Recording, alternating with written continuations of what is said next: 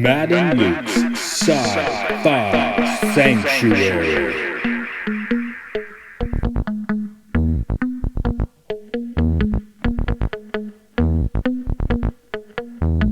The year is 3013. The galaxy is scintillating in the mellow light. Two galactic pilgrims seek out vistas in the samurai future to bring forth the unity of the cosmic shaman. Opening the door of the pantheon of mystics, the evil sorcerer wizard powers the engine of science, seeking to forever alter the sacred balance, traveling on effervescent balls of summer fire. The Matrix.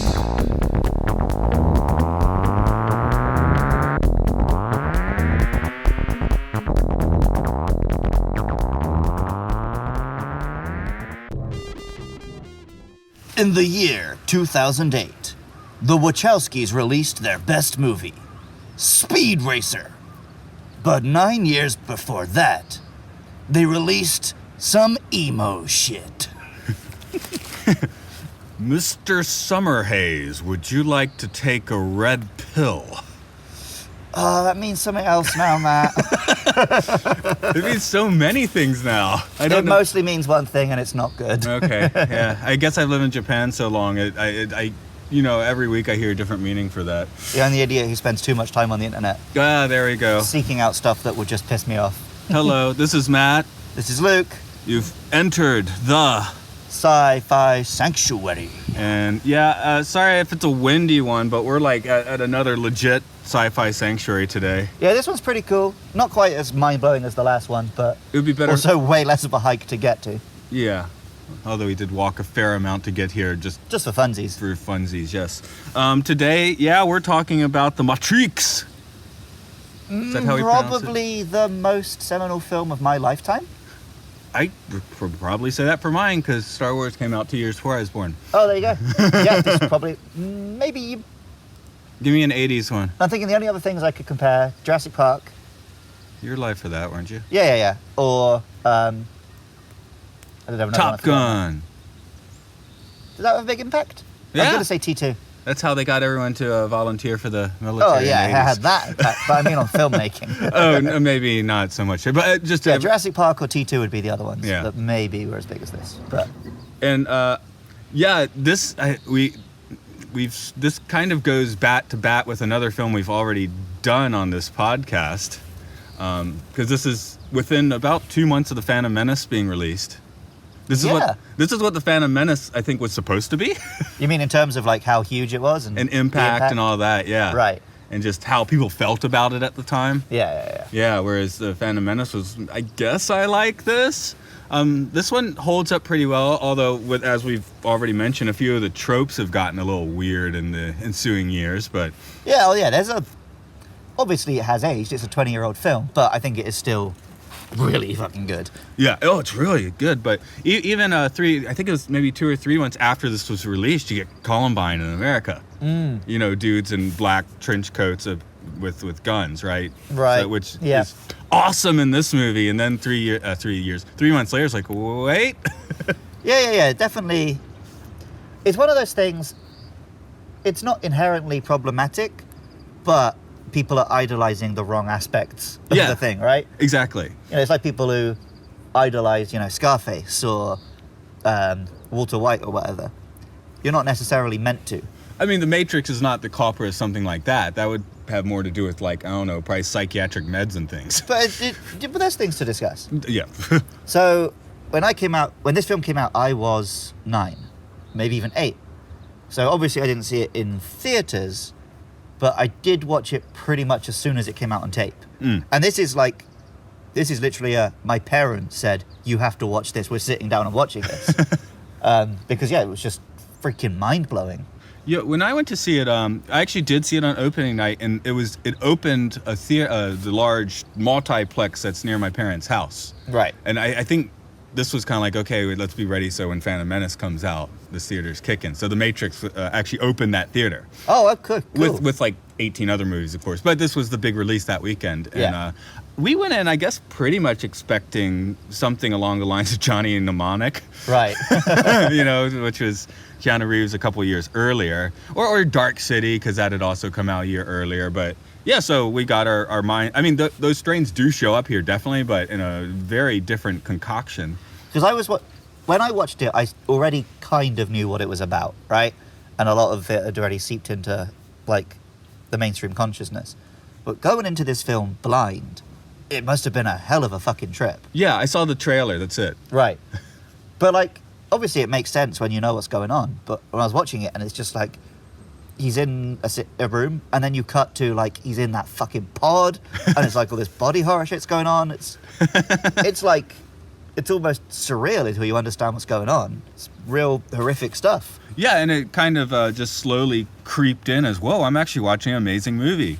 Because, again, it was opening night, so I just, like, glanced a review or two in the newspaper, and that's about it. Right. I guess I was scouting movies on the internet a little bit. By the time this came out, I was doing that. How did this review? Pretty well. I was going to say, is it one of those ones where, like, it wasn't until it'd been out for a little while people realised, or no, it got got pretty good reviews right out of the gate. Yeah. I know Roger Ebert. I just read this morning that Roger Ebert gave it a 3 out of 4 stars. So he wasn't like completely in love with it, but obviously he liked it. Right. Yeah. And after Johnny Mnemonic, yeah. Have you ever seen that one? I think I have seen it, but I don't remember. It's a pretty rough ride. I get it confused with Lawnmower Man.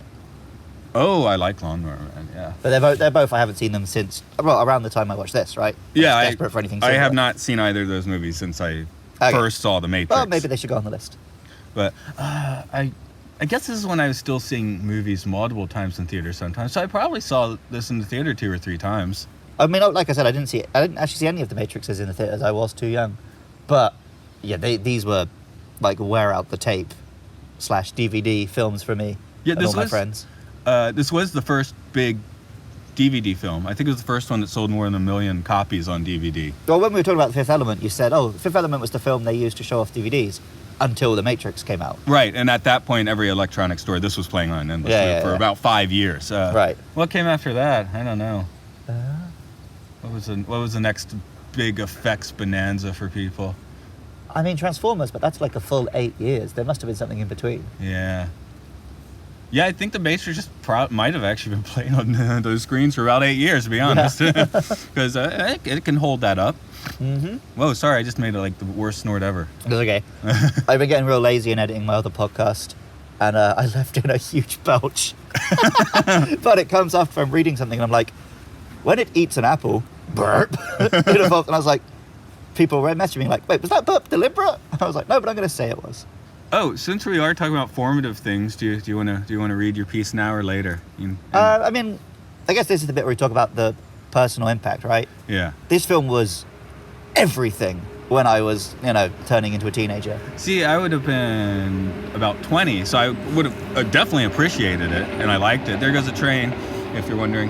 Anyway, I definitely liked it and appreciate it, but I definitely wouldn't be obsessed with it in the way an 8 or 9-year-old might have ended. Yeah, well, by the time I was obsessed, I guess it was like this one was out and the sequels were on the way, so I was 11, 12.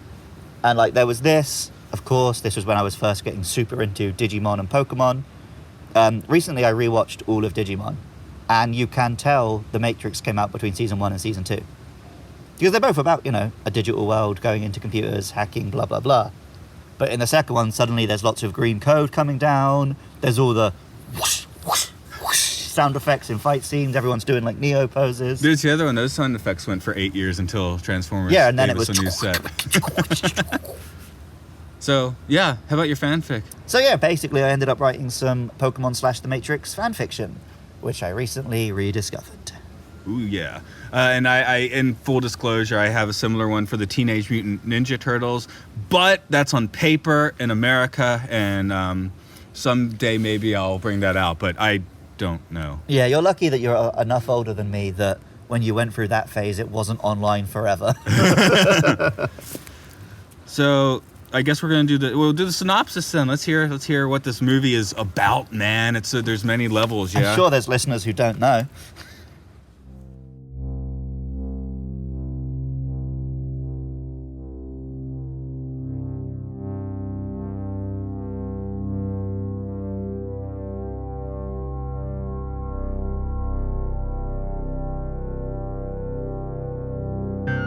It seems that you've been living 2 lives. One life, you're Thomas A. Anderson, program writer for a respectable software company. You have a social security number, pay your taxes, and you help your landlady carry out her garbage. The other life is lived in computers, where you go by the hacker alias Neo, and are guilty of virtually every computer crime we have a law for. One of these lives has a future, and one of them does not. Mr. Anderson chooses Neo.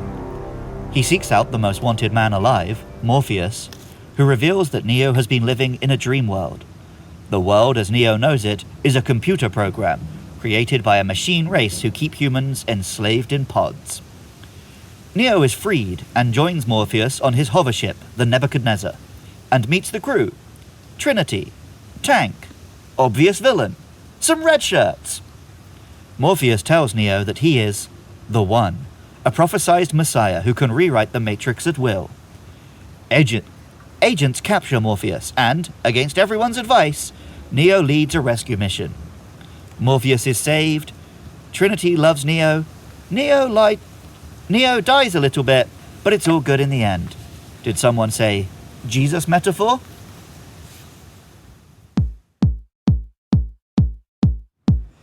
Goodbye, Mr. Peterson, stated the man emotionlessly when the Uzi ran out of ammo. The first man threw his Uzi to the floor and cartwheeled behind a parked van.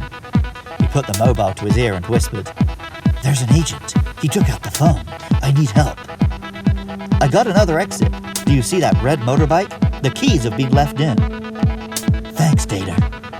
The man ran towards the motorbike, bullets screaming past him, just shy of killing him. He somersaulted through the air. Onto the vehicle, he turned the keys and roared off towards a car park. He continued on the phone. "Where now?" "Hang on, Aeon," replied Data. "Damn it!" he roared. "The place is crawling with agents! Head for the multi-story car park, hurry!" Aeon closed the phone and sped away. Another motorcycle pulled out behind him. He sped to a tunnel and drove up the side. The other bike followed. He came down on top of a lorry.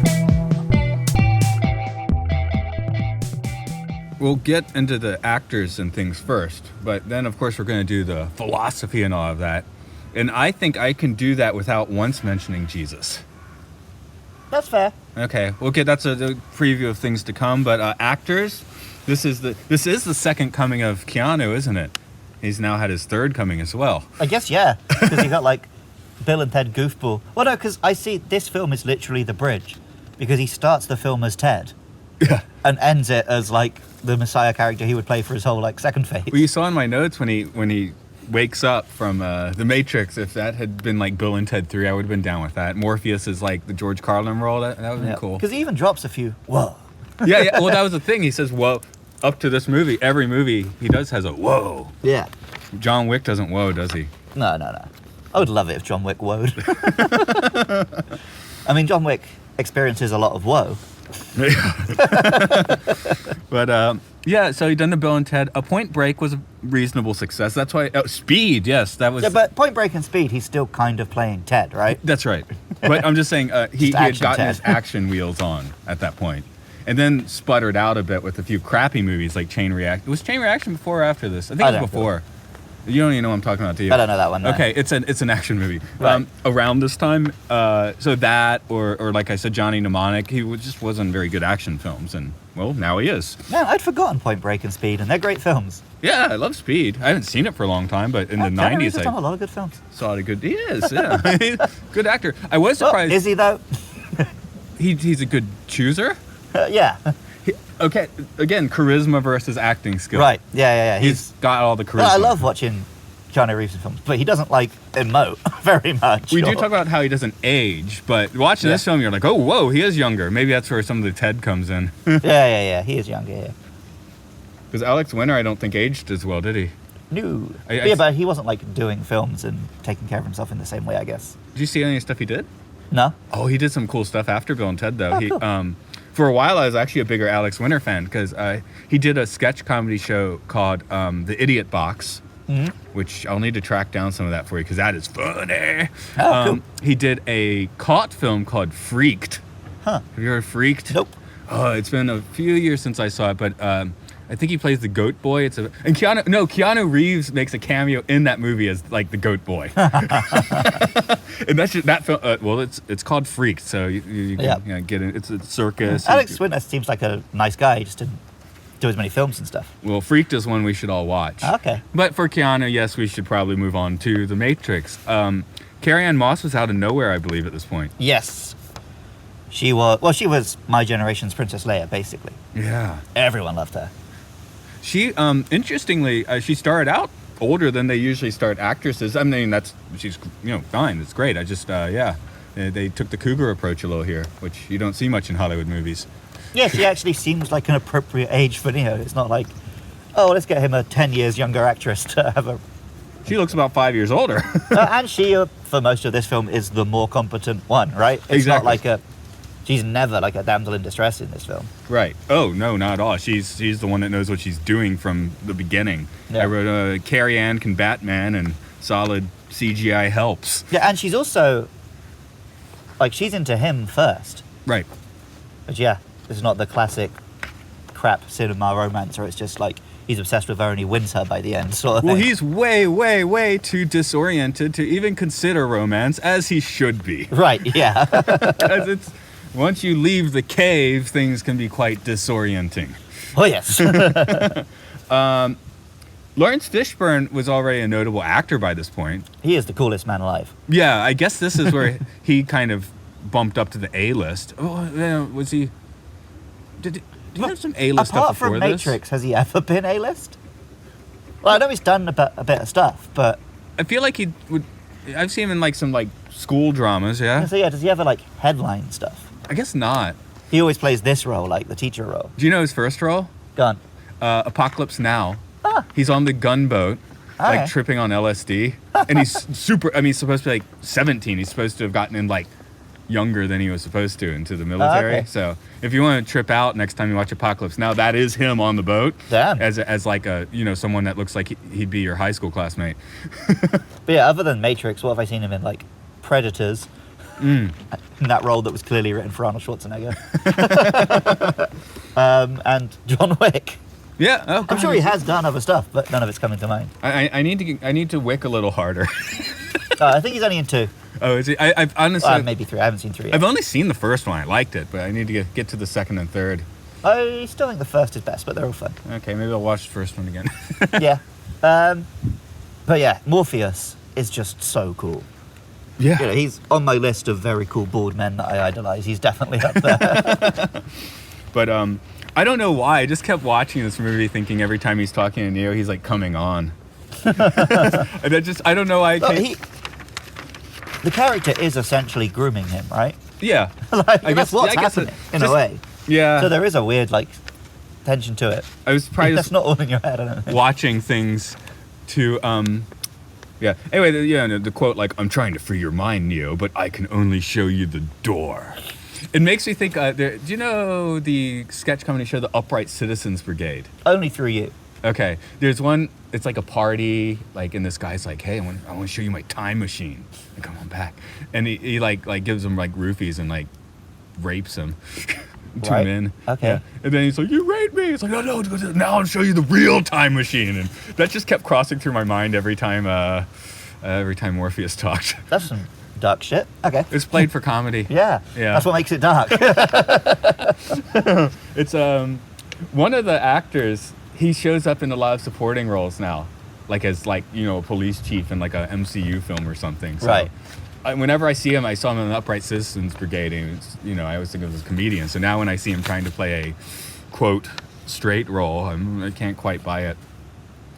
That is the comedy troupe I took drinking once too. Yeah. I think that's why you've told me about it a few times. It's a good show though, also. So yeah. Other big breakout along with Carrie-Anne Moss, of course, would have to be Hugo Weaving here. Oh. This is after Priscilla, Queen of the Desert, I believe. Before or after? Well, this is like 1999. Yeah. I think it's after. After, okay. But just before Lord of the Rings. Yeah, because that was, before Lord of the Rings. Because Priscilla was kind of his on the radar as a decent actor. And this is where people actually saw him. But, 3 Times a Charm. He's also the voice of Megatron in Transformers. And you another Wachowski film, Cloud Atlas, has him playing a role similar to Agent Smith in one sequence. Another one, he plays sort of the One Flew Over the Cuckoo's Nest nurse role. Okay. As in drag. Huh. But he is a phenomenal villain. Oh God, yes, and Yeah. just the most iconic. Well, until Heath Ledger's Joker, this was the voice everyone thought they could do. Yeah. Right? That is, I heard that from an interview with them. That's how you approach the voice. You do the 50s news anchor like Edward Murrow, but a little more menacing. Right. Okay. Yeah, that does it. So you're reporting the news, but it's something that's going to cause you problems in the future. The coronavirus is coming to your town, Mr. Anderson. I did notice when you were doing your synopsis, like you got the accent, like almost perfect, like every 8th word, the English accent would like slip through. Yeah. Which I thought was fun. It's my life at the moment. Yeah. That's most of the actors. I guess mean, the crew. there are some smaller parts. Most of the smaller parts are very well played. Oh, the Oracle. Oracle. I regret I cannot remember the actress's name. I'm going to look her up, though, because she does deserve it. Yeah, Well, I'll look at the whole cast. Because she's only in this one because She's in unfortunately. She's in 1 and 2, and they changed the actress. No, for 3. they changed it for a second one, didn't they? No, it's for 3. I guess they'd already shot Dude, a I little watched bit. them all this week. Okay, I'll try to. So they shot a little bit, then she passed on, right? Yes. Okay, because the actress died, which is why, of course, they recast her. Mm-hmm. And the replacement was good too, but it's kind of it's a Matrix. You can. Oh, fun fact. This film came out on September 11th in Japan. 99, though. 99. Okay. If that were in the States, we could come up with all sorts of wild, insane theories. I guess. I'm sure you're going to anyway. They're going to go in a different direction, though. Yeah. I don't know if you know my direction. I think it's obvious, but we'll find out soon. Gloria Foster was Yes. the Oracle. I didn't remember that name. The Gloria vibe came through. What's the one that replaced her in the second one? I'm going to have to look up a whole separate film for that, man. Okay, we'll talk about that another time. If we ever do that film, we'll cover it then. But all the little roles, I mean, even the kid that's spoon bending is, like it comes across as a nice little acting bit. But we've got another villain as well, of course. We've got Cypher, played by Joe Pantoliano. Oh, okay. Is he in? He's got to be in other stuff. He's got that character actor face. Yeah, but he's, like I said in my opening part, it's obviously meant to be like a twist that he turns out to be the villain. But it's utterly not a twist. Like, from the first line he speaks, like, oh, this is a bad guy.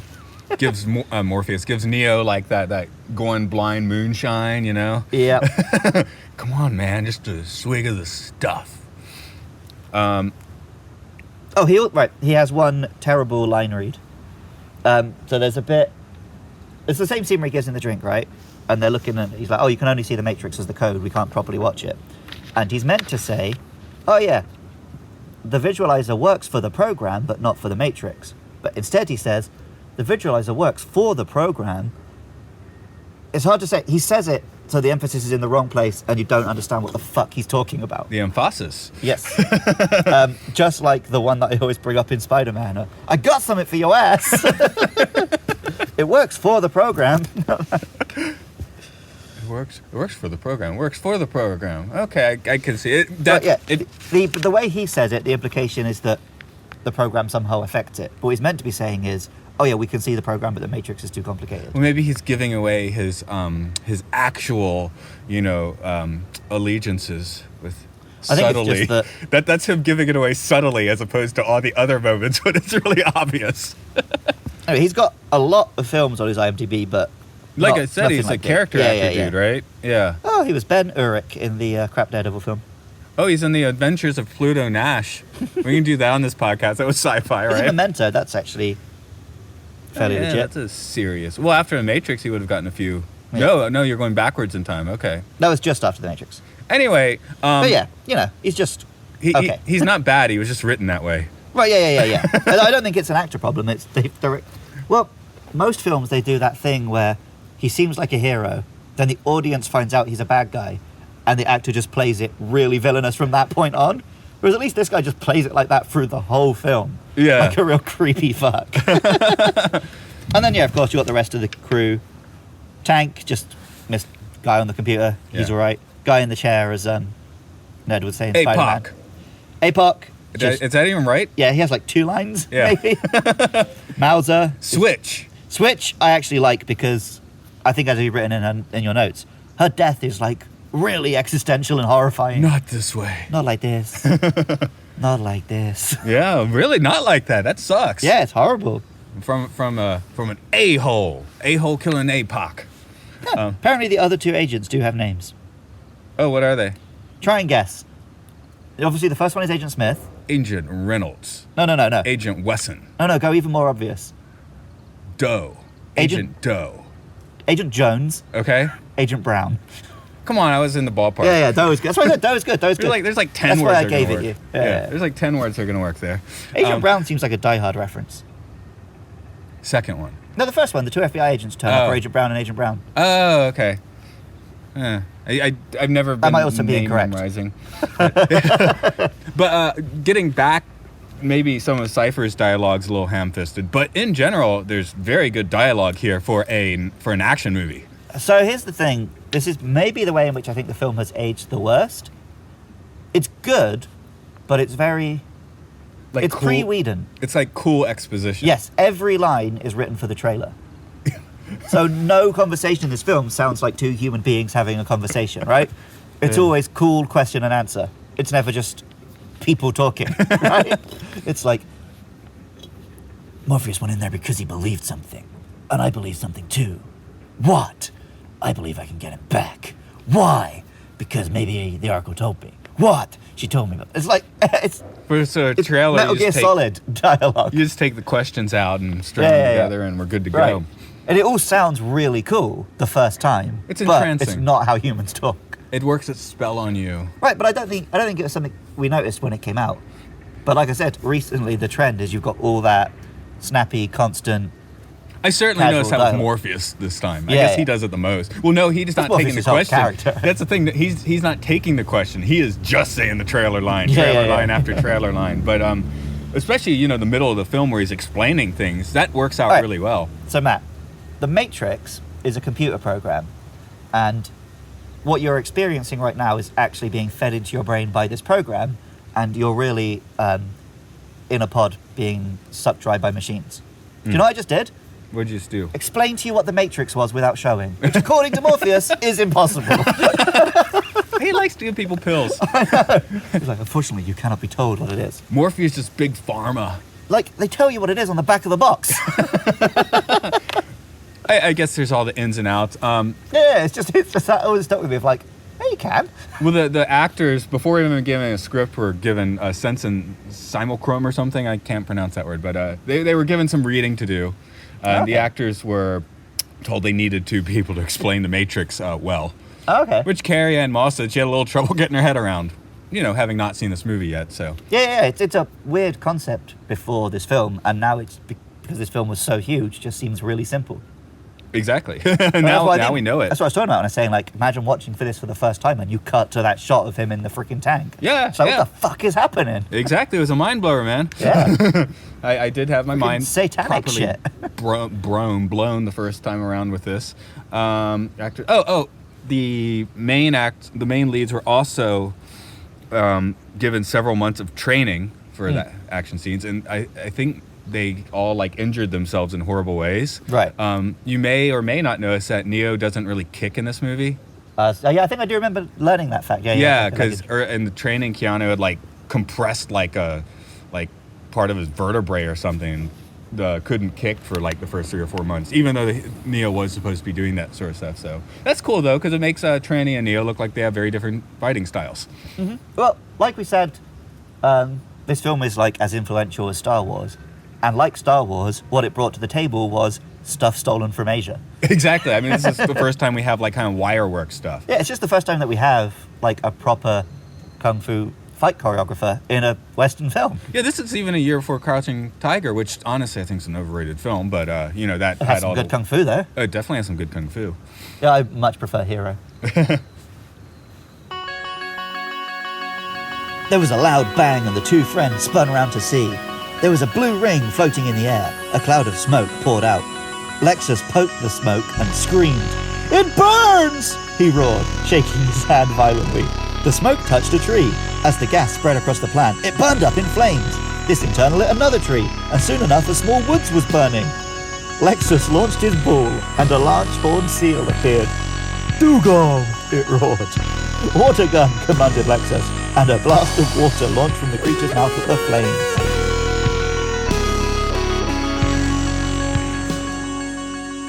We've done a lot of films recently where you can't really talk about the characters, so I forgot that was a thing you can do. So, shall we talk about the characters? Yeah, I mean, like we said, maybe they're a little too cool for school characters, but yeah, we got characters. What I love is, like, they are, but it makes sense, because these are just freaking video game avatars they've created of themselves. Oh, what is the boy's name on the Nebuchadnezzar? Oh, Mouse? Yeah. Mouser? I guess I never like paid that much attention to him in his red shirt duty, but he's all like hipster dork in the Matrix. Yeah. I was like, what are you doing, dude? That's your avatar? That's what he thinks is cool. So yeah, that certainly stood out to me. So maybe Mouse isn't so cool, but Well, but that's the thing, like, all of them, you're like, oh, Neo and Trinity, they're so cool. But then when you think about it, they are just internet dweebs, and this is their original character. Do not steal. And now they're living on a stanky rust bucket wearing scum clothes. Yeah. But in the Matrix, they can wear long black coats, and they never sweat and get stinky. Yeah, well, we did all that wardrobe talk on Fifth Element. Here, I read that the costume designer actually made sure that the clothes in the real world had like a lot more texture. Yeah. Whereas the ones in the Matrix were very smooth. Very shiny. Yeah. It maybe you don't like notice it, but it's very. When you think about it, it has an impact, right? Yeah, everything looks like handmade and sewn and rough and ready. You notice the green thing a little more, especially in the sequels. Yeah, they pushed it real hard in the sequels. Because I think of this film as blue. That would be the real world, right? Yeah, whereas I definitely think of the sequels as green. The real world. But okay, so Neo should be like 300 pounds and eating Cheetos then. Yeah. Is that what we're getting at? I feel like, if they made it today, they'd do like a Captain America the First Avenger thing where he looks like a little, like weedy little shit in the real world, and then. Or they get Chris Pratt and have. Or have different actors, right? Yeah. There is a fourth one in the works. Yes. No, but I think that at this point they even have the original actors back in. But aren't they doing like a weird thing where within this film, the films exist? I don't know. So it's like a weird reboot thing. Yeah, I don't even want to... So maybe the actors are actually going to be playing the actors. Maybe. Like the Wachowskis are not involved. Okay. I think Keanu is and Carrie Ann is, but the Wachowskis are not involved. I read something like, Warner hopes they'll at least give their blessing, but whatever. Anyway, we're talking about the first one because I don't feel good about a fourth one. It smells like that Men in Black movie they did recently. Right. Men in Black International. Which should have been good, but I've heard it's not. The idea was being good would have made it like the actual mashup with Jump Street, maybe? Oh, God, that would have been so good if they'd made that. Yeah. Well, okay, where do you bring up Men in Black? Because you know who's originally meant to play Neo? Will Smith. Right. This would be such a different film if Neo was a black man. Yeah, and then... Because the whole thing, right, is you're oppressed, rise up from your... And this taught a generation of white freaking privileged nerds that you're the most oppressed people on the planet. And they were going to pair him against Val Kilmer as Morpheus. Oh, interesting. That's definitely a good change. And I mean, Val Kilmer can be fine, but not as Morpheus. Just briefly, we always call this out when it doesn't happen, so I feel like I should point it out. This film is, this whole series has a very diverse cast. Yeah. There'll be multiple scenes where there's, men and women, black and white, Asians, all together, and it's not a thing, we right? have diverse directors in this case, don't we? Yeah. But it's done how it should be done, where it's just you don't even notice it, right? Mm-hmm. But where I bet the directors did go out of their way to say, no, we want a very rounded cast. Yeah. But it's just not shot in that way, and they don't do that Disney thing of making a big song and dance of we've got our first gay kiss or whatever. They just do it. Yeah, I'm gonna send Cloud Atlas your way sometime, which I think is actually their best movie. You said you haven't seen it, so no. With that not in mind, sure, Speed Racer. Yeah, I was gonna have to do something pretty special to beat Speed Racer. That. Yeah, okay. There's a certain element you won't get there, but it's pretty weird. Yeah. Let's see. So Neo, right? We were going to start talking about Neo. Oh yeah. We saying we're going to talk about the characters. We still haven't. That's fine. Neo. So yeah, like we said earlier, he just starts the film as Ted and ends the film as, Superman or whatever. Literally but flies in the sky. He is very much the audience stand-in point of view guy. he doesn't have a huge amount of character in this. He's got a little bit of a sassy sense of humor, and he does a fun woe. Well, I guess that's where people got blown away by the film, because you're identifying with him, and then he becomes a superhero. Oh, yeah. See, like this and Phantom came out in the same year, and both do You Are the Chosen One shit. How big was that before these two films? Obviously, I know it existed, but... Eddie Murphy had The Golden Child. Oh, yeah. That was kind of a comedy, but wasn't that funny? But like, I feel like it wasn't as big a trope as it is now. I mean, every other film has it. That's the original Star Wars story suggests that's Luke's role, but they don't spell it out. No. Which is why they could later say it's Anakin, because they never spelled it out for Luke. Right. Well, people argue all the time which one of them actually was it. Yeah. I just think it's funny that a year after this, Jet Li put out his movie, The One. Have you ever heard the story of why The One exists? Why is that? They wanted to make a film with The Rock. And they thought, oh, right, what can we show people that they haven't seen every week in his wrestling shows? What if The Rock fights The Rock? But then The Rock pulled out. Well, who can we get? Oh, Jelly! But that is definitely in the wave of films which came after The Matrix and tried to look like The Matrix. Like Equilibrium. You seen that one? I haven't. Don't, but maybe do. I remember The One at least being, like, entertaining. Oh, yeah. The one is fun, dumb kung fu stuff. Yeah. Equilibrium is Christian Bale in a future where people take pills to suppress their emotions, but he stops taking them. But it has lots of long coats and gun kung fu. Yeah. Don't we live in a world where people take drugs to subdue their emotions? Oh, yeah, 100%. Okay. You're the guy drinking today. Yeah. Okay, so what if Trinity was just a geek? Well, again, we don't Should she be? see her like pre-becoming Trinity life, right? Right. My assumption is that all of them were just super geeks at first, right? Mm. Because all their kung fu and stuff has been plugged into them. Yes. So before she was just a hacker, right? She Right. probably was just sitting at home in her sweatpants, covered in Cheeto dust. Well, that's pretty much what she's doing on the Nebuchadnezzar, except without the Cheeto dust. Only because they don't have Cheetos. They have gruel. Yeah. Like everyone in this film is only physically fit because they've got no choice. But well, they're not necessarily fit even; they're just skinny. And like Morpheus, yeah, he was a big old dweeb. Although I feel like maybe he was more like a, because he's a little older. Yeah. I reckon maybe he got into it through the philosophical side rather than the computer hacking side. Yeah, that might be the case. Like he was like doing drugs in college and found out about the Matrix, right? No, sorry, when you said, I just suddenly got this image in my head of like they could do the Morpheus prequel where he's like middle management. I don't think it's a good time for you to be taking that break. So the original plan was to do one prequel, one sequel, which would have been really good. But instead, the prequel got cut down to like a 10-minute animated film, and the sequel got stretched out over 2 films. Oh, okay. That's in the Animatrix. Yeah. That was intended to be an actual movie. Right, but Okay. the studio were like, no, all 3 films have to have the full cast, or people won't see them. Right. I think the Matrix name would have sold it. Yeah, we always want to hate studio meddling, man. We want be real, but in that case, they're probably right. They probably were right. Because they told the story. Financially. Well, they told the story perfectly well in the Animatrix. Yeah, I really like those 2 animated. Yeah. The prequel ones are made by the Evangelion guy, Oh, which okay. is why the robot stuff is so fucking if you- horrifying. That shit gave me nightmares as a kid. Yeah, really. Like rip that dude out of his shell. But I'm gonna go out and say it, I like the sequels, Same but here. they could probably have been cut down to one film, which worked better. We'll get to that. Because you have another like the time. second film has basically no climax, and then the third film has a 30-minute climax. Well, Is that where overly long climactic battles started?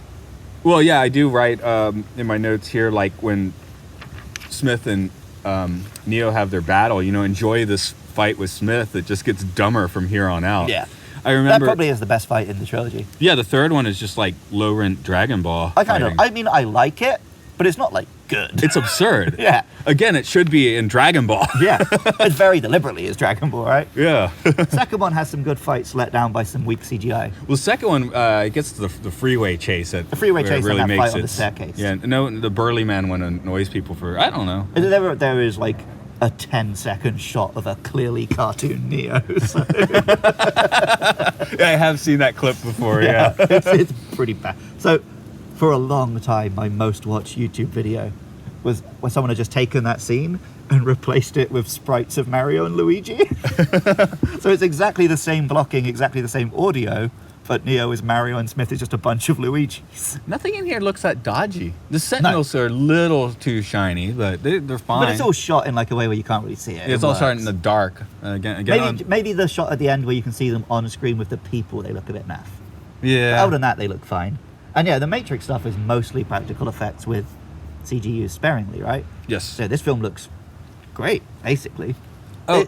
I think it holds up better than the two sequels, for sure. Oh, it does. This is the iconic classic one. But it's just like, if you like this, I don't see where the sequels are so hated on. Was it just because it was around the same time as the Star Wars prequels and it was the done thing that you hate the new ones? Yeah. When the second one came out, I was working in Maine at outdoor school, and all the teachers, we went to see it. And I was just wearing my normal clothes, but I happened to be wearing black pants, a black coat, and sunglasses, and I won a contest. Or like a Neo lookalike? Yeah.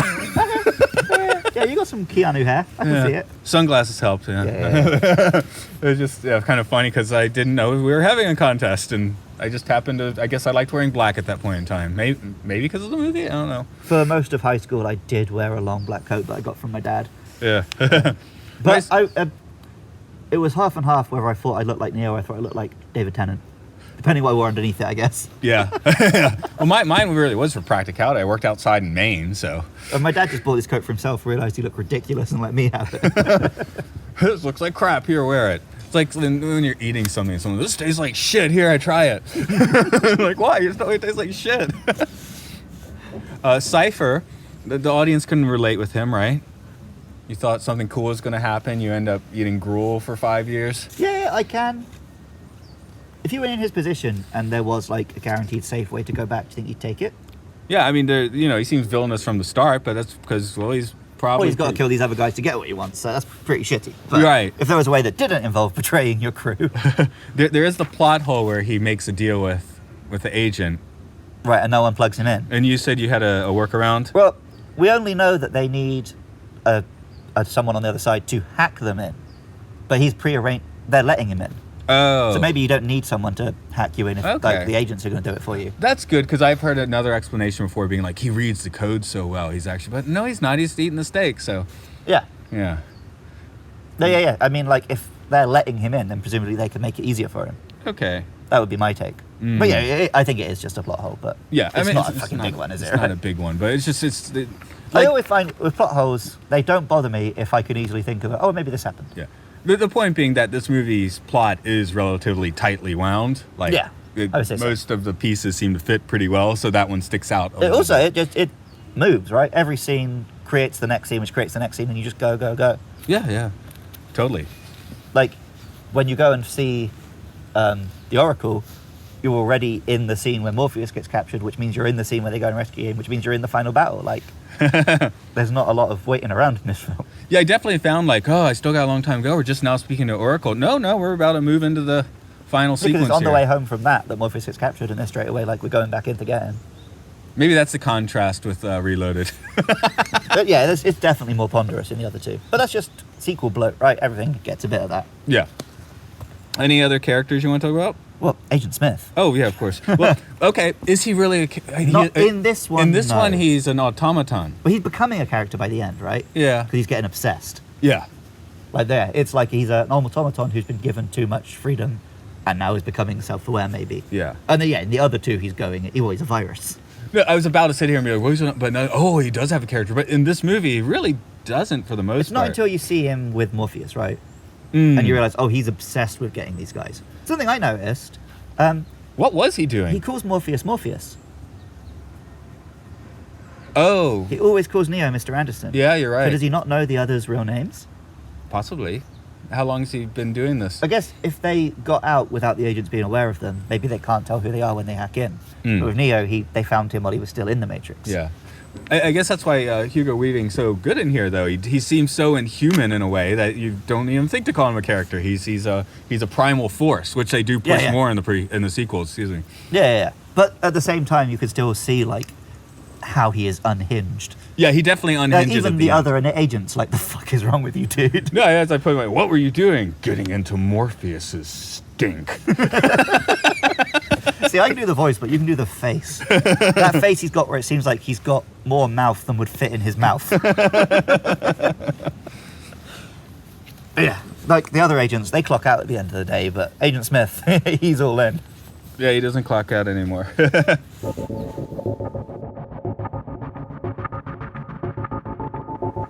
You're lucky to be alive, Mr. Eon, was it? Exclaimed the doctor. If these two hadn't saved you, you probably would have been burnt to death. Could you tell us a little about yourself? Well, this may sound impossible, but I'm from a parallel universe. Where I come from, Pokemon never evolved. Humankind is locked in a war with machines. Robots, if you like, which have made an artificial world called the Matrix, where they keep the human mind while getting energy from the body. It's complicated. Sure, exclaimed Alec. I'm Alec, and this is Lexus. We're Pokemon trainers. Hey, with a few good creatures on your side, you could whip these robots. Wait, I want some from the Mewtwo fight at the end. Yeah. Mewtwo punched some more, kicked a few, then pulled a lamppost out of the floor. It spun it around, taking out foes, and then lobbed it into the air. Mewtwo kicked 15 more agents, punched another, and then caught the post. More agents ran at the Pokemon, but it knocked them back. Mewtwo flew into the air.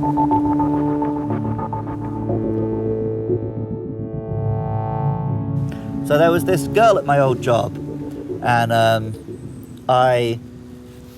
would hang out with her on my lunch breaks. When we went out on like staff parties, I'd buy her drinks and stuff. I was really nice to her, and she never had sex with me. And that was when I realized that women have all the power in this world, and that men are actually the oppressed ones. And that was how I became red-pilled. How were you red-pilled, Matt? Ouch. She owes me something, man. That's how these fucking people think, Matt. And then they shoot people. I guess it's the parts of the internet I dwell around, but I definitely know that is one definition of the red pill thing. Right. But maybe I like to hang out in the headier spaces where the red pill would be more of a Gnostic thing. Right. Which is what it is in this movie. Yeah. Yeah, it's been co-opted by the right in an awful way.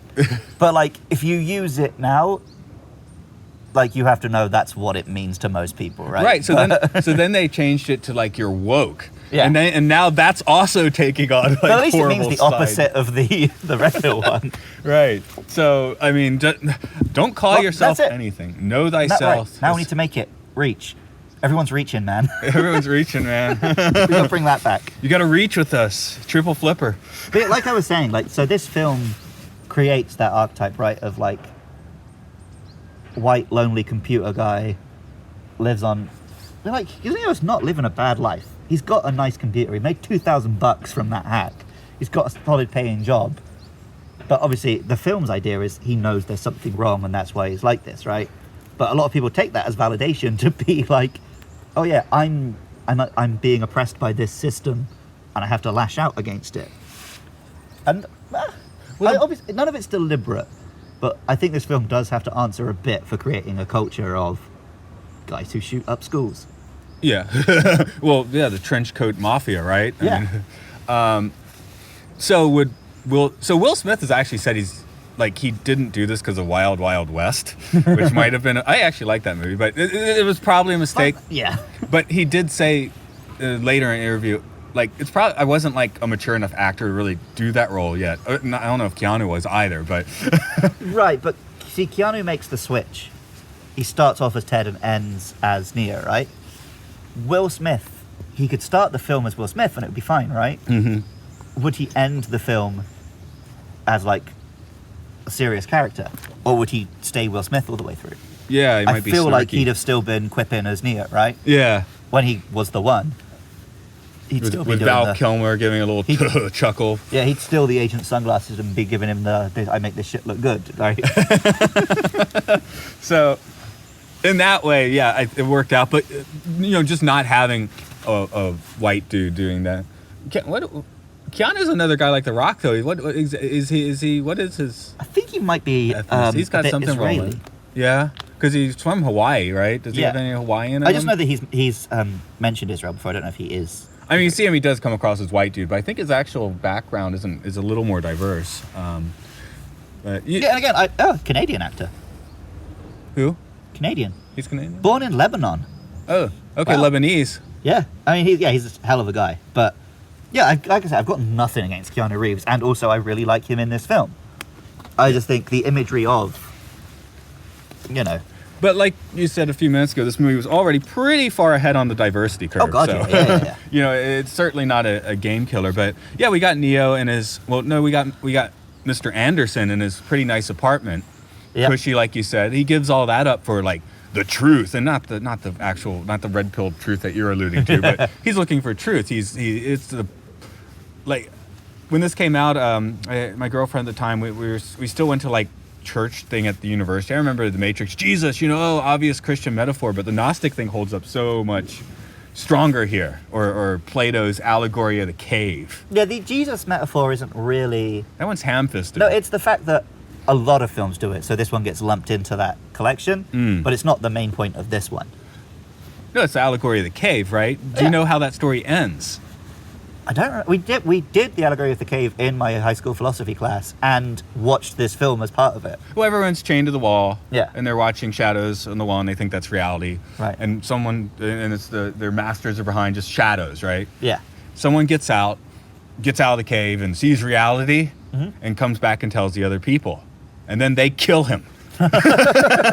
They can't handle what he just said. Maybe that's why Morpheus is taking Neo. Like, I can't tell you because you will kill me. Right, and they say that, right? Like, we don't normally take out someone this old because they're chained to the system. Exactly.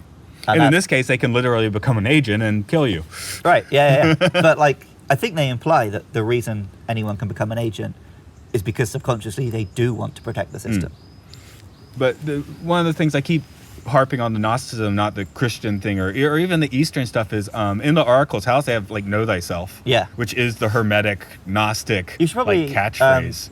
Give us the 30 seconds of what Gnosticism is for listeners who are just throwing this word around. So usually I think people tend to add the word Christianity, like it's an early form of Christianity, but it's quite different. It goes back. Basically, we have Jesus born on the 25th, virgin birth, dies and is resurrected. This story goes back many different times. There's like the Egyptians had their own Egyptians had Osiris and Horus, and Zoroaster for the Persians, and I mean the list goes on and on. Is Prometheus? No, Dionysus is the Greek one that gets lumped in there. Right. But the idea of the dying and being reborn is when you come under your power and you know your truth, which is what happens to Neo. Here, they can tell him the truth as much as he wants, but he has to go through that experience in order to actually have the truth. So the Egyptian version's especially fun. They'd have one of the things they do just to put the fear of death in people is have them swim through a pool of like alligators or crocodiles and get to the other side. It was terrifying, right? Right. One, they're not going to eat you because they were actually fed, so they weren't hungry. Yeah. The other thing is, while you're freaking out, there's actually a passage under that you can take. Huh. So almost nobody the first time, like jumping the building, nobody makes it the first time. They flip out with all these crocodiles. Right. And after they kind of calm down, take a look, just, have some balance. Oh, there's actually another path that's just way easier. Well, like, near-death experiences are like a powerful thing for people, right? Yeah, people will come back quite different once they've had that experience. Yeah. So it's a truth. It's like just a fundamental truth of the human condition, and I guess that's why it's been mystified in so many cultures. But specifically Gnosticism. So because Jesus works with that template, Gnosticism is sort of lumped in with Christianity as well. Right. Because it's the one that most people are familiar with today. Right, but Human beings have been around for half a million years, not just the 2,000 that Christianity's been around. Yeah, so when Christianity was new, that was just like the most recent reference, right? Right. But the ideas go back to ancient Egypt. They go back God knows how long. The other part is, though, of course, like the Indians would also say, everything's Maya, it's all illusion. The Gnostics would agree with this as well. So you and your consciousness, you're like a divine spark. So all the people in the Matrix would be like a divine spark. And one thing that's very different between the Indian Maya and the Gnostic version is all of the illusion is bullshit. Right. which is the Matrix. All of this is bullshit, and it's being run by the Archons. The Archons have no actual consciousness. They're missing the divine spark, and they're running the show. Okay. So the Oracle is an Archon. The agents are Archons. When we meet the architect in the next movie, he's an Archon. Well, he's very much an Archon, right? Because he has no... Oracle and Agent Smith do seem he to is have the some lead personality. Archon, which the Gnostics might see as the Old Testament, Jehovah, basically. Right. So he'd be that role. He's the lead Archon. But yeah, there's kind of the demiurge is the name that goes with that. That's that evil force. That evil force has no consciousness. It just is the inevitable thing that must push against the consciousness and the divine spark, which is this trilogy totally. Yeah. So... No, here's another... I guess we're straight up into philosophy now. In the universe of this film, free will straight up does not exist. Everything is predetermined. Like they say over and over in this film and the sequels, right? You are not making choices, you're just understanding them. It's a deterministic, from what's happened before, what will happen next is predictable. Because the machines are not magical. Presumably, the Oracle is just real good at maths. What's algorithms? I mean, your Facebook tells you what it thinks you want to see. That's kind of coming true, right? Yeah, like maybe You one. talked about you got an advert for back pain before you got the back pain because the algorithm knew it was coming. Yeah, really. But so if you want to get into simulation theory and say everything's a simulation, that's fine. I am not of the idea it's a digital simulation. I'm of the idea that your consciousness and my consciousness is just iterations of the same thing, and we are our own Archon creating all of this for our own personal amusement anyway. I mean, maybe, I don't know. Well, even if it's a digital one, we're creating it's far a digital more one. likely that we are... I don't think there's a physical body somewhere else. We're just part of the system, right? Yeah. We're NPCs. Yeah, so some ideas of simulation theory would have the idea that you might be on a different plane of reality and you're trapped here. Again, that would be kind of a Gnostic thing. The demiurge or the agents or the architect is holding you into the illusion. They're the people behind the chained prisoners in the cave making the shadows on the wall. Yeah. I feel like I had another point, but I've forgotten it. Oh, yeah, what? This isn't it, but the most that I've noticed the algorithm's predicting me, every time I watch a YouTube video, I think, oh, now I want to watch this. I type the first letter and it comes up. Because enough people have just had the same thought. It knows what I want to watch next. I've seen some of that. I guess that, I don't watch too much YouTube these days, but it's like YouTube mostly decides what I'm going to watch on YouTube, Right. which is a little creepy. But I probably don't watch more than an hour of it a week. So Yeah, I mostly use it to just listen to songs at the gym or like watch something while I'm on the treadmill, basically. But we have kids like teenagers in Japan. They're just watching videos between classes in classes. Well, going back to how I started this segment, that's how these basically horrific Nazi ideals get spread, right? It's because the algorithm, it pushes certain things. So like, often I'll watch a video on like some feminist theory. The algorithm will give me the Nazi refuting that. Like the next video, I'm like, no, thank you. But like, yeah, the algorithms we have at the moment are created by human beings, and whether they want to or not, they push those human beings' agendas. And so like, if you have, sorry to use the word, woke ideas, but you swear a little bit, you're going to get knocked down. Whereas the guy who's saying that we should ethnically cleanse the Jews but says it politely is getting pushed up the algorithm. Well, YouTube mostly sends me rock songs that are missing the bass part so I can play along and like theme park ride videos. I mean, now I've taught it basically just sends me Pokemon stuff or 90s European dance tracks. So I'm happy with that. Yeah. But, we're slowly, again, I guess the prequel, the anime prequel has us constructing the machines, and the machines create the reality. Right. Whereas maybe in 1999 it wasn't clear yet. We're constructing this digital reality that may eventually take us over. I mean, if people do start like downloading themselves in the internet, well, there's your Matrix. Yeah. Yeah. We're gonna step in willingly. That's the thing that this film. I guess this film was made too early to realize there didn't need to be a Terminator war for this to happen. We're just going to do it to ourselves. Are we? I think a lot of people are. Yeah. I don't. I don't want to. But I think society as a whole is moving to that point where just like, oh, it's depressing to be out in the real world, so I'm just going to go home and plug into my Matrix every night. Well, I still think the core of this movie is what we see in the Oracle's house. None of that stuff. Exactly, because if the Cheeto dude living in his parents' basement knew himself, he wouldn't go blaming his issues on everyone else. Right. Free will at that point, it doesn't matter anymore, especially if I'm in an illusion. I make the decision now that I need to make. It doesn't really matter. I mean, because he does eventually make decisions that throw them off. The end game still turns out to be pretty much what was supposed to happen, but he throws some curveballs, and as one part of consciousness, you can't really expect to move the entire train, but you can certainly throw some curveballs, based on your own moral judgments and so forth. Well, I guess me and you are two people who kind of did take that message from this film, because we're both people who've done pretty wild things with our lives, and like you've talked before about how you were fat, you looked in the mirror and didn't recognize yourself, so you fixed it. You knew yourself, right? You knew who you wanted to be, and you did it.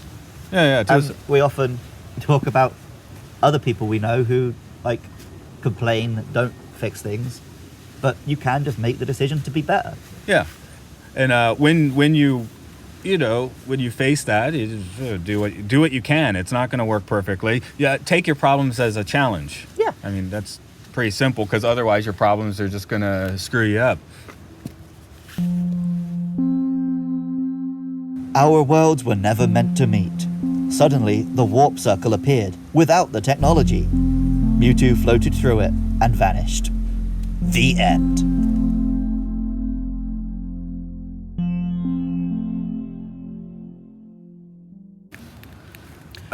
We've talked about it a little already, but this film, holds up really well. This film defined the next decade of films, basically. Yeah, I mean, this really did turn out to be the Star Wars of its era. What's especially interesting about that, it's not like a Universal rated film. It's like it was a 15 in the UK? Yeah, this was an R. The year it came out, it was the top grossing R-rated film. Right. I think it was 4th total. Yeah. I don't remember if it's worldwide or the States, but one or two, it was 4th, which is, for an R-rated film, that's pretty impressive. Because, again, Phantom Menace was PG for the reason that they wanted everyone to come see it. This film, there is, like, violence and stuff. But I feel like most of the reason it has an R rating is because it fucks your head. How many dirty words do they drop in this one? And there's definitely no F words. Yeah. The highest I think we get is shit. Yeah, I guess this would be a PG-13 in No, it would today's definitely be world. There would be these days, yeah. Yeah. You could drop an F-bomb in a PG-13 now. Oh, you could then, too. In a PG-13? You get away with one. I think that's fairly recent. PG-13 actually used to be a little more... I think when they first started doing it, you could get away with a fair amount, and then maybe there's a period... I think it was after The Matrix, because if you remember, Revenge of the Sith was PG-13, wasn't it? Yeah, but there's no swear words in that. Yeah, I know, but that's where it got watered down a little bit. Yeah, but the... I feel like the swearing was... It was between the second and third Transformers film. Yeah. Because from the third one, they all have one. Mm. But up until then, they didn't. Yeah. Anyway, I feel like they got watered down a bit, and maybe it's getting bad. It's honest. It's dumber having one F word than none. Yeah. But, okay, maybe it's the mind fuckery that got this the higher rating. There's some body horror stuff as well. Yeah.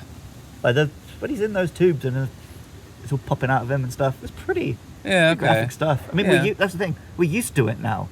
Yeah. But like when that came out, like shit, man. It's a human being being grown in a tube with all pipes coming out of him. It's more goopy than gory. Children being like gunked up and fed to him or whatever. Goopy again. That's but some goopy stuff. It's a goopy effect, but what's going on is still pretty horrifying. Well, this did popularize so many ideas that now it's just like, yeah, whatever. Yeah. I mean, before this movie, no one ever thought about like simulation theory, unless you're getting again into like the Maya. You're properly into philosophy. Yeah, folks living in the Himalayas would certainly get it. There are one or two, people often bring this up, films with similar ideas which slightly predate it, right? Dark City. Yeah. That one has When was 13th Floor? I think it might same year a little bit around the time. You're right. I actually didn't see that, but Dark City has. I think they might even call them the Archons in that movie. Have them coming in, putting everyone to sleep each night, and kind of resetting things, right? On that weird floating space thing. I never worked that movie out, to be honest, but. But yeah, this film.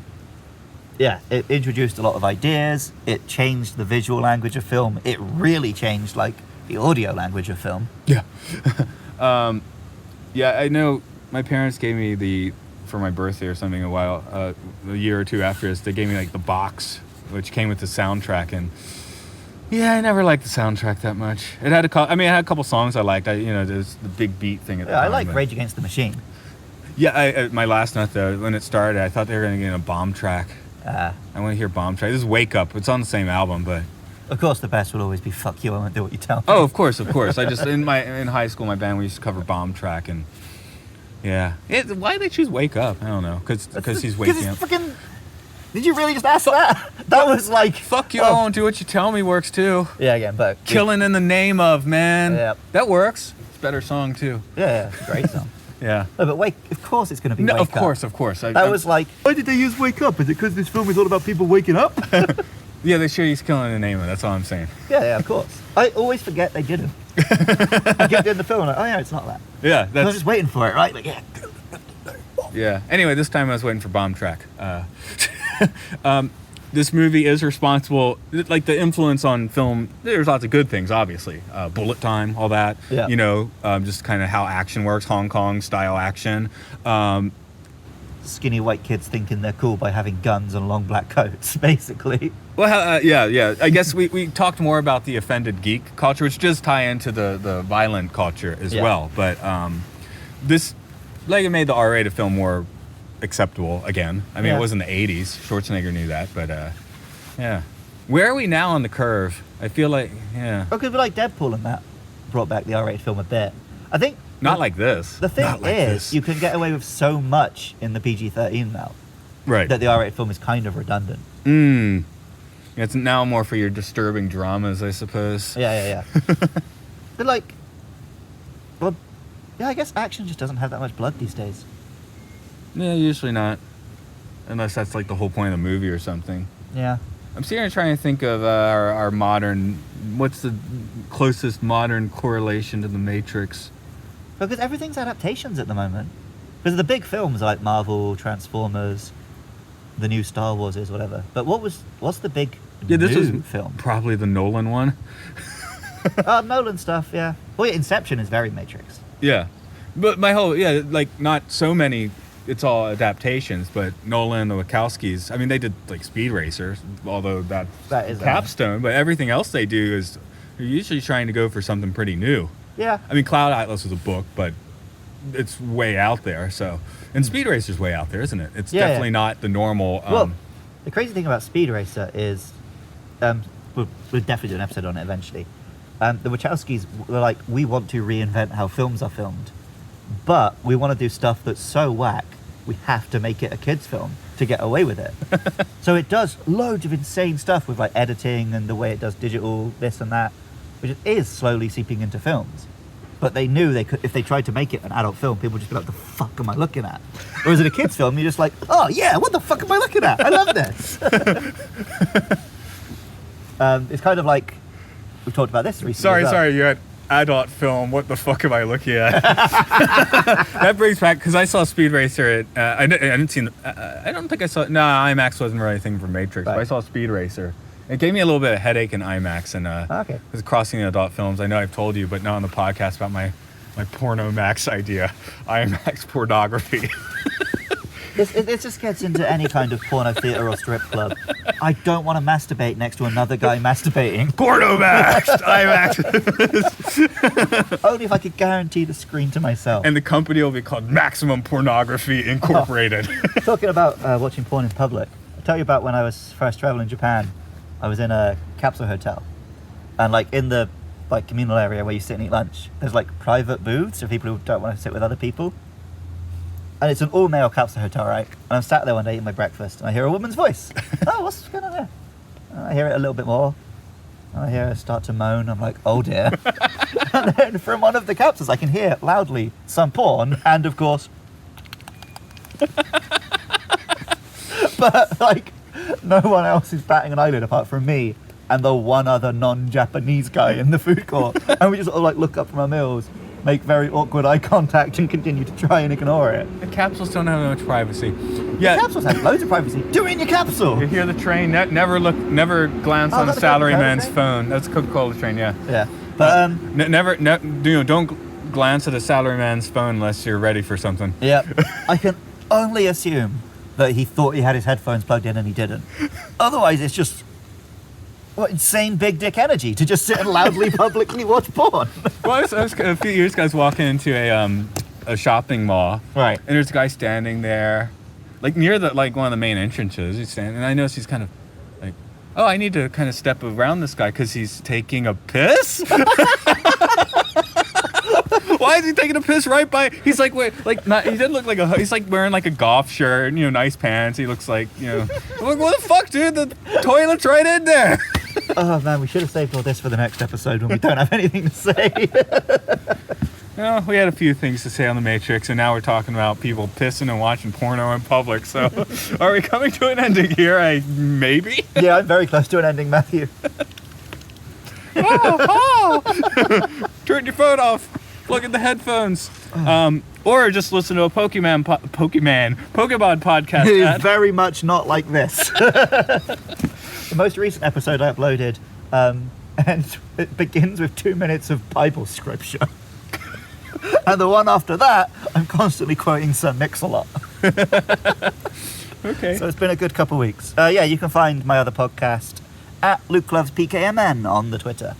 And if you like the music you've heard in this episode, then you can check out Matt's music at rovingsagemedia.bandcamp.com. But not your fan fiction. That's just over the music. You have to listen to this podcast for the Matrix Pokemon mashup. I am considering recording a full reading of my fan fiction, which will go up as a bonus episode, probably on both shows. But I guess I'll send Matt the link so he can link to it if you want to read it. Right. We are MLSFS Pod. I got it out slowly. Yes, MLSFS Pod on Twitter. You can also search for Matt and Luke Sci-Fi Sanctuary on Facebook. However you're listening to this right now, be that YouTube, iTunes, whatever, do all the things that make us feel happy. Press like, press subscribe, write a review, give us 5 stars. It's Tell Apple your friends Podcasts about now. it. I Oh can't yeah, it's call not it iTunes anymore. iTunes Shit, is they're coming dead. for us. Agents. Agent. Sorry, I was gonna come up with a snappy name and Like my brain Agent Jobs? Yeah, my brain just stopped working. So That's because they've got you, man. They're shutting you down. this has been Matt. This has been Luke. It's time for you to get the fuck out of our sanctuary. It's time for you to get the fuck out of our Sci-Fi Sanctuary, Mr. Anderson. This week's poll, which one worked better? Apparently my face worked, but your voice works. We'll see. I mean, Later. I thought my voice worked when I was 11. I don't know if it actually does. Oh, okay. Later.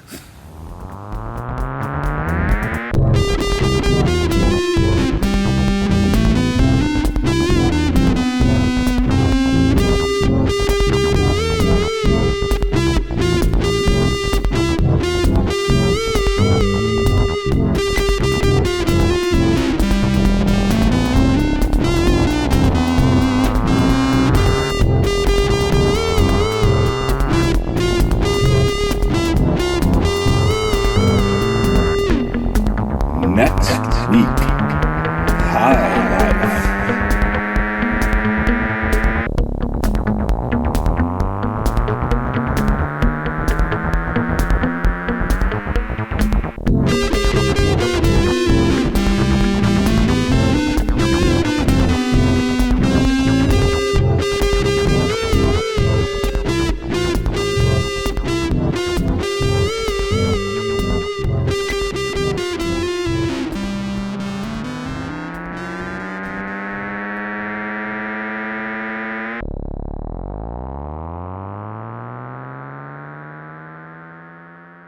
I did write 4 more sequels, but they're not online anymore, I don't think.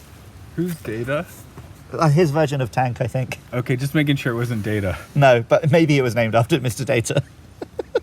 That's not obvious. The other thing, this won't make sense to you, it would have made so much more sense to write Digimon fanfiction with The Matrix. But there was this one website I liked, and she only put Pokemon fanfic up, so I wrote it for that. Ah.